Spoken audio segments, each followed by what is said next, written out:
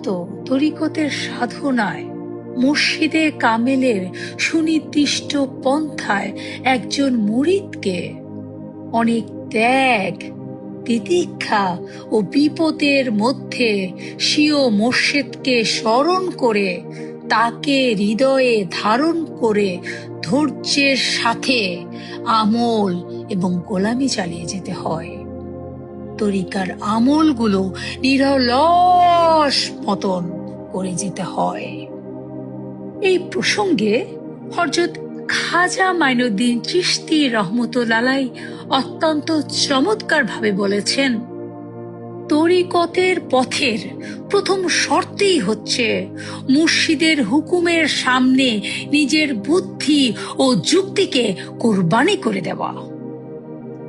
মুর্শিদের হুকুম বাহ্যিকভাবে যতই কঠিন এবং অবাধ্য মনে হোক না কেন, তার ভেতরেই মুরিদের প্রকৃত কল্যাণ ও আধ্যাত্মিক মুক্তি লুকিয়ে থাকে। মূলত আত্মসমর্পণে প্রকৃত আশেকে রাসূলের বৈশিষ্ট্য। নিজেকে পরিপূর্ণরূপে চরমভাবে রাব্বুল আলামিনের ইচ্ছায় বিলীন করে দেওয়াই তরিকতের সাধনা। এই প্রসঙ্গে পবিত্র কোরআনে রাব্বুল আলামিন ফরমান, আল্লাহ ও তার রাসূল কোনো কাজের আদেশ করলে কোনো মুমিন পুরুষ বা নারীর সেই বিষয়ে দ্বিমত পোষণ করার অধিকার থাকে না। সূরা আল আহজাব আয়াত 36।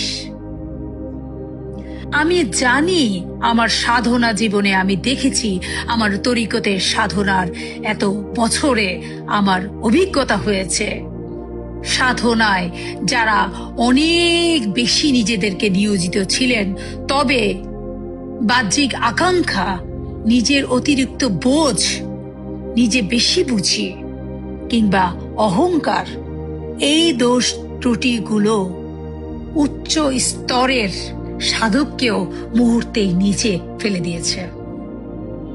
আমি বেশি বুঝি, আমি বেশি জানি, এই বুঝটাই সাধনার জগতে চরমতম ক্ষতির কারণ হয়ে দাঁড়ায়। নিজের আত্ম অহংকার, নিজেকে বেশি বোঝা মনে করা, যা বাহ্যিক সাধনার পথে অনেক বড় বাধা, যে বাধা সাধককে উচ্চ পর্যায়ে আরোহণ করার সম্ভাবনাকে স্তিমিত করে দেয়।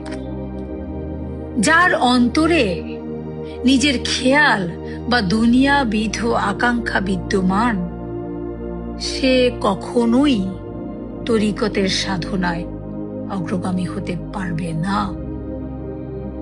আপনারা অনেকেই আমল করেন, কিন্তু আমাদের জানা উচিত আমল করতে গেলে কোন কোন বিষয়ে আমাদের বর্জন করা উচিত, কোন কোন বিষয়ে আমরা সতর্ক থাকব।